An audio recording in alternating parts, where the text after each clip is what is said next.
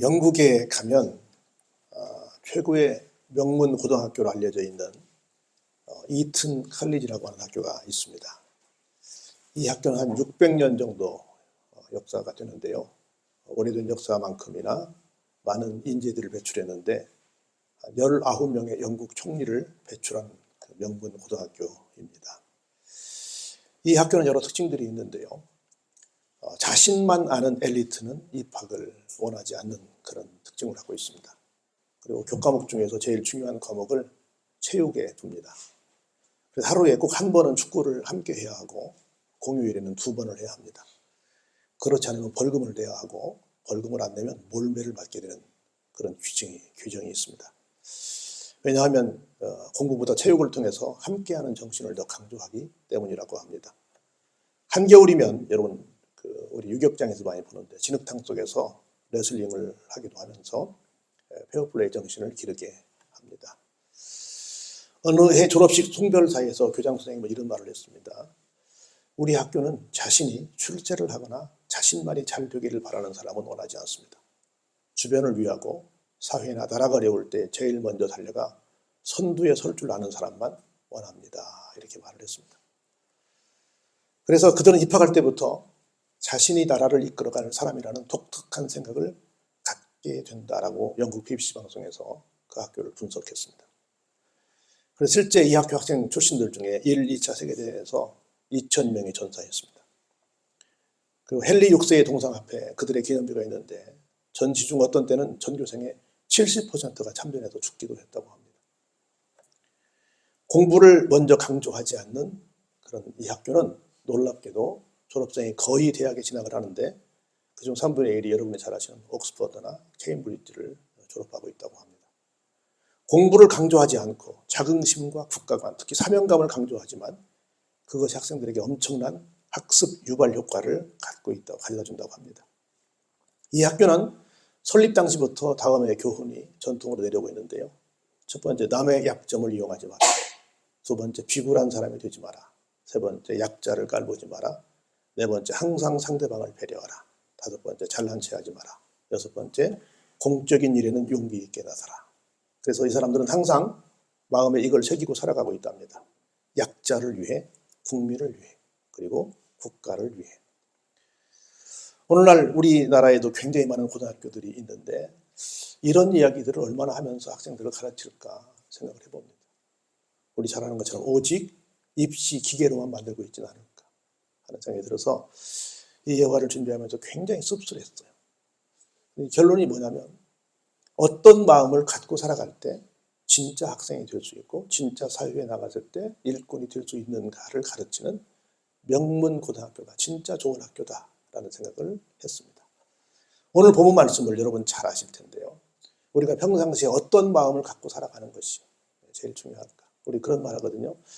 서양인들에게 중요한 것이 뭐냐면 애티튜드라고 하는 태도라고 말합니다. 무엇도 중요하지만 그 사람이 평상시에 어떤 태도를 갖고 있느냐를 보는데 오늘 이 다윗의 얘기를 보면서 나는 어떤 태도를 평상시에 갖고 있을까? 어떤 우리말로 말하면 심보를 갖고 있을까를 생각해 보시면서 하나님이 기뻐하시는 나의 마음은 뭘까를 한번 쭉 그냥 제가 본문만 읽어 드릴 테니까 그 속에서 여러분들의 생각과 한번 비교해 보시는 시간이 되기를 바랍니다. 하루는 말이에요. 다윗이 그의 멋진 궁전에서 거주를 하고 있었습니다. 그런데 가만히 생각해 보니까 좀 양심이 찔렸어요.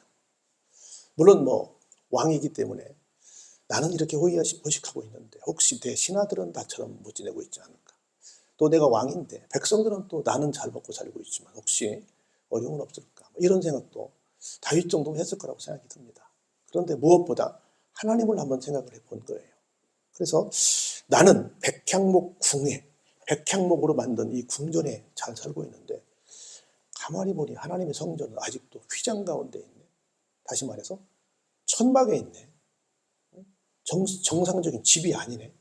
나는 이렇게 향기 나는 기가 막힌 이 궁전에 멋진 건물에 살고 있는데 하나님의 집은 아직도 임시네. 이런 생각을 하게 된 거예요. 누가 주셨을까 이런 생각을 해요. 하나님이 주셨다고 생각합니다. 우리는 생각할 때 나는 우리 집 내가 몇십 년 만에 집을 하나 샀는데 이렇게 이사 왔는데 내일은 어디다가 뭔 꽃을 갖다 놓고 뭘 꾸밀까? 새봄인데 어떤 커튼을 바꿀까? 아마 이런 생각을 하는 주부들이나 아마 살림꾼들이 많이 있을 거라고 생각이 듭니다. 근데 하나님의 교회는 어떻지? 이런 생각을 해볼까? 하나님이 기뻐하시는 것은 어딜까? 내 마음은 어디쯤 가 있을까? 여기 다윗의 마음도 얘기하지만 하나님의 마음도 얘기해요. 좀 이따 보시면 되겠습니다. 그런 생각을 쭉 합니다. 저는 여기서 목사이기 때문에 1절에서 굉장히 큰 은혜를 받았어요. 그럼 다윗은 지금 뭐예요? 임금이잖아요. 그럼 내가 생각하는 바가 있으면 야, 그것 좀 이렇게 해 하고 내가 지시를 내릴 수 있어요? 없어요? 있잖아요. 임금이니까. 그런데 그런 생각을 하는데 다윗은 누구를 불러요? 목사님을 부릅니다. 누구래요? 나단 선지자를 불러서 내가 요새 이런 생각이 드는데 이거 참 어떻게 해야 될지 모르겠습니다. 목사님과 상의를 합니다. 내 생각을 주의 종과 함께 상의를 해요. 목사님, 내가 여기서 자는 게 너무 하나님 앞에 죄송스럽네요. 나는 이렇게 좋은 백향목으로 지은 집에 사는데 하나님께서는 저렇게 사신다니요. 마음이 내가 불편해서 이게 잠이 잘 오질 않습니다. 이렇게 좀 이걸 드라마로 만든다면 이렇게 얘기를 하는 거예요. 참 왕이지만 이렇게 주의 종과 상의하는 모습을 보면서 참 대단한 왕이다 하는 생각을 다시 한번 하게 됩니다. 그랬더니 나단 선지자가 들어봐도 참 그 마음 고운 거야. 너무 좋은 거야. 그래서 이렇게 말합니다. 하나님이 왕과 함께 계십니다. 그런 생각을 하는 왕이라면 틀림없이 하나님께서는 왕과 함께 하시니까 그건 하나님이 주신 생각이니까 왕의 뜻대로 그냥 마음에 있는 말을 하세요. 나도 그렇게 말했을 거 아니야. 너무 기가 막히네요. 너무너무 하나님 보시기에 영광된 그런 생각을 갖게 됐네요. 참 멋있습니다 하고 막 굉장히 많은 여기는 짧은 문장이지만 굉장히 칭찬을 많이 하고 또 나왔으리라고 저는 봅니다. 그래서 이제 그렇게 대화를 딱 마치고 나단이 집으로 돌아왔어요. 근데 그 대화를 누구도 들으셨어요? 하나님이 들으신 거라. 하나님이 말씀하십니다. 나단에게 이렇게 말씀하세요. 야, 네가 네 맘대로 지으라마라 그렇게 말하니? 내 맘대로 해야지? 아마 그렇게 말씀하셨을 거예요. 이렇게 말씀하십니다. 야, 가서 누구에게? 내 종 다윗에게 전해라. 하나님이 그 다윗을 보면서 야, 이 다윗 왕은 진짜 내 종이구나. 하나님 얼마나 내 종이라고 하시면서 행복해 하셨을까. 너무너무 내 종이란 말이 너무 좋더라고. 내 종 다윗에게 가서 말해라. 그러면서 뭐라고 말씀하세요? 결론부터 말씀하세요. 뭐라고 말해요? 너는 내가 거할 집 성전을 짓지 마라. 건축하지 마라. 아니 얼마나 좋아요. 하나님 어떻게 그렇게 기특한 생각을 했니? 그럼 해. 이렇게 하시면 능력도 있고 모든 준비 다 했잖아요. 그러니까 해. 그러면 좋을 것 같은데 하나님은 희한하게 하지 마라 말씀하십니다. 그러면서 하나님의 마음, 하나님의 태도를 우리에게 보여줘요. 우리 미안하지만 우리 조선 역사만 보더라도 궁 짓느라고 얼마나 백성들이 얼마나 고생 많이 했어요. 궁 짓는 게 한두 푼 들어가는 게 아니잖아요. 여러분 아시는 경복궁, 창덕궁, 창경궁, 덕수궁, 궁들 얼마나 많아요? 그런 궁들을 다 짓느라고 어마어마한 수고들을 했잖아요. 돈도 많이 내고. 그런 것들이 있었는데 하나님께서는 아마 그런 마음까지 다 살피신 거예요. 왜냐하면 굉장히 많은 돈이 들어가야 되니까. 건축하지 마라. 그러면서 하나님이 하나님의 태도를 이렇게 말씀하세요. 야, 내가 말이야 이스라엘 사람들을 한민족으로 만들기 위해서 애굽에서 내가 올라오게 했잖아. 애굽에서 올라와서 출애굽 하셔가지고 하게 하셔가지고 광야를 갈 때 어디서 지냈어요? 정 가운데 성막을 세웠잖아요. 그리고 전후 좌우에 세 지파씩 모두 다 이렇게 3, 40, 12지파가 이동을 했잖아요. 근데 그때 하나님께서 그때부터 계셨는데 볼까요? 나는 그때부터 오늘까지 집에 있지 않았다.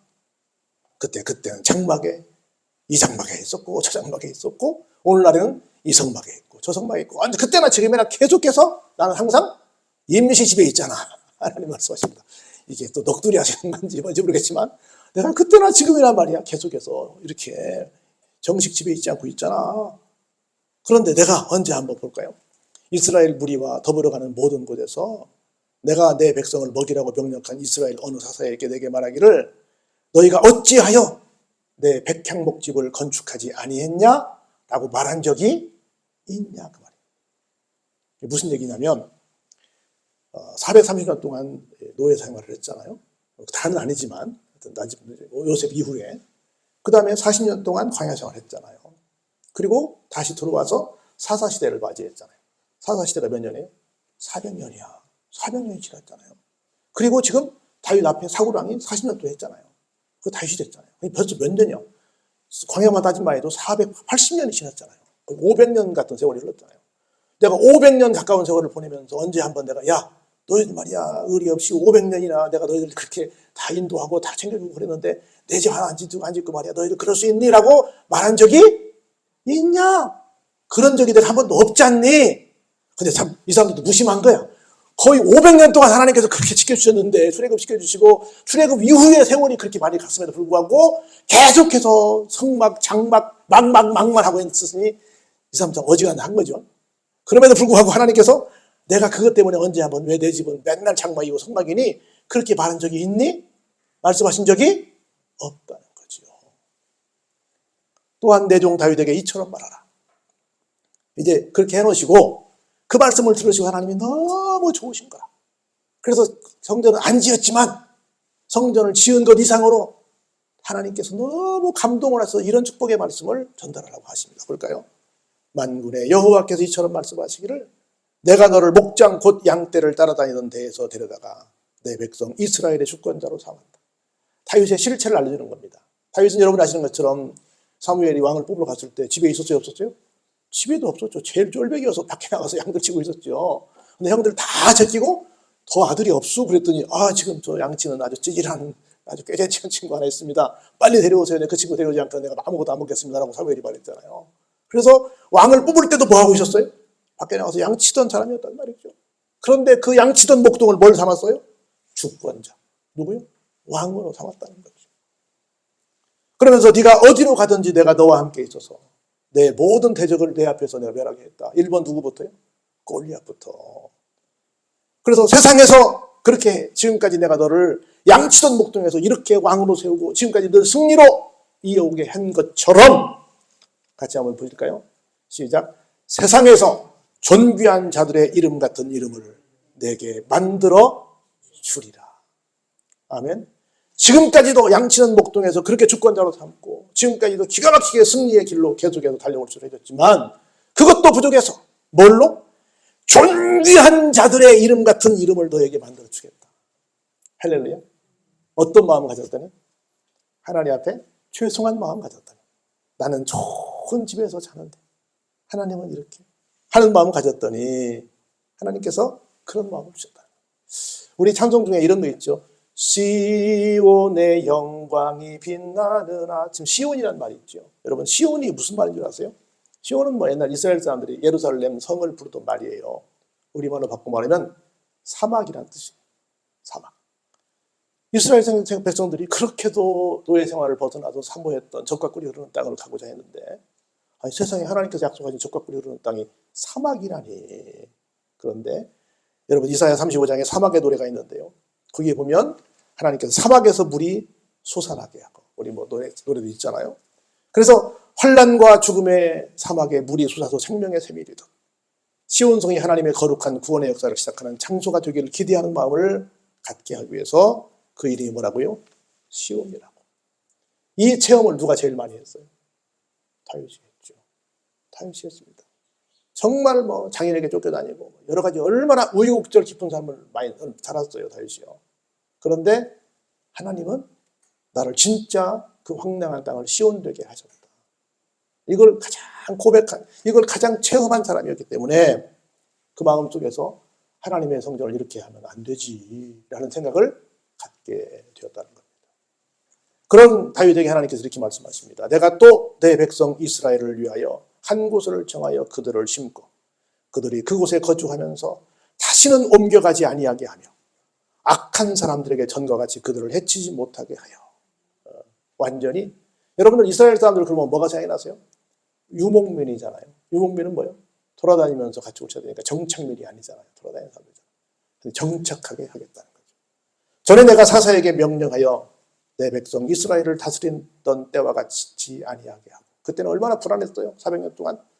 또 내 모든 대적으로 내게 복종하게 하리라. 또 내게 이르노니 여호와가 너를 위하여 한 왕조를 세우게 된다. 솔로몬을 세우게 되는 거지요. 계속 대를 이어서 왕이 된다는 거지요. 그래서 지금까지는 다윗 그러면 뭐가 생각이 나요? 물론 대단한 시인이고 음악가고 노래도 잘하고 다 잘하지만 싸움꾼이잖아요. 네가 너무 많은 싸움을 해서 너무나 많은 피를 해서 너는 못 지으리 말씀하셨잖아요. 얼마나 파란만장한 삶을 살았어요. 그런데 이제는 어때요? 모든 대적이 복종하게 되고 너는 정착하게 되고 내가 대를 이어서 기가 막힌 왕의 가계를 이어가게 될 것이다 라는 말씀을 하고 계신 겁니다. 그럼 볼까요? 그래서 너는 네 생명의 연한에 차서 네가 조상들에게로 돌아가면 네가 죽으면 그 말이죠.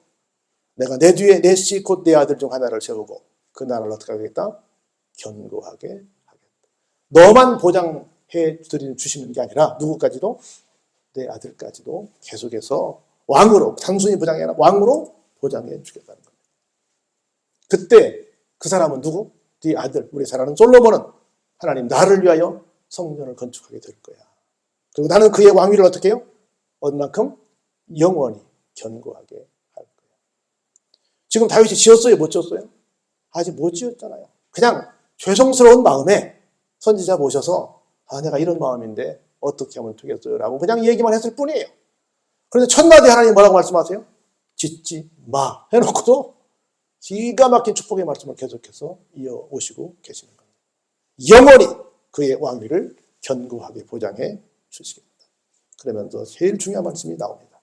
그렇게 했더니 한번 볼까요? 나는 그의 아버지가 될 것이고 그는 나의 아들이 될 거다. 네가 세상을 떠나지만 네 아들은 나를 아버지로 삼을 거야. 그리고 그는 내가 아들로 삼을 거야. 그리고 나의 인자를 그에게서 안 뺏을 거야. 그리고 내가 내 전에 있던 자에게서 빼앗은 것 같이 하지 아니할 거야. 전에 있던 자 누굽니까? 사울이죠. 사울이 뺏었잖아요.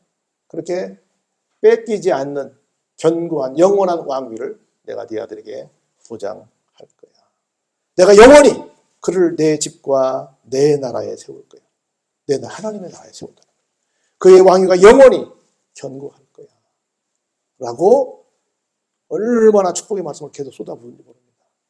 이 모든 얘기를 누가? 나단이. 이 모든 말씀과 이 모든 계시를 그대로 하나님이 당신과 내가 지난밤 얘기 나눌 때 들으셨는지 나한테 지난밤에 이런 계시의 말씀을 주셨소이다. 그러면서 이런 축복의 말씀을 쭉 하나도 뱉지 않고 그대로 전달을 했습니다. 그래서 다윗이 그걸 다 듣고 자기가 짓는 것은 포기하고 왕이니까 뭐 무슨 말씀이세요? 내가 하겠다는데 하고 지을 수도 있잖아요. 근데 그걸 다 하나님의 뜻으로 알고 아들에게 그걸 하기 위해서 자기는 준비만 다 하는 과정을 겪게 됩니다. 우리 잘 아는 얘기 하나만 한번 맞춰보죠. 여러분 어느 집에 그 분홍의 집이었는데요. 2명의 머슴이 있었어요. 뭐 2명뿐이었겠습니다만 특별히 이제 이 정도 되면 이 사람들은 밖에 나가서 자립을 해서 그냥 스스로 남의 집 머슴 살이 말고 자체적으로 살게 했으면 좋겠다라고 할 정도로 오랫동안 그 집에서 일을 하던 2 머슴이 있었습니다. 한 머슴은 우리 잘 아는 것처럼 주인이 보든 안 보든 누가 뭐 보든 안 보든 누가 뭐라고 하든 안 하든 상관없이 성실하게 자기 일을 다 했습니다. 근데 반대로 한 머슴은 어때요? 주인이 있을 때는 세상에서 자기가 모든 일을 다 하는 것처럼 최선을 다합니다. 근데 주인만 없으면 똥땡이를 치는 그런 사람이었지요. 그걸 주인은 다 보고 잘 알지만 그냥 모른 척 했습니다. 이런 사람도 있고 저런 사람도 있고 하니까 그냥 모른 척 했어요.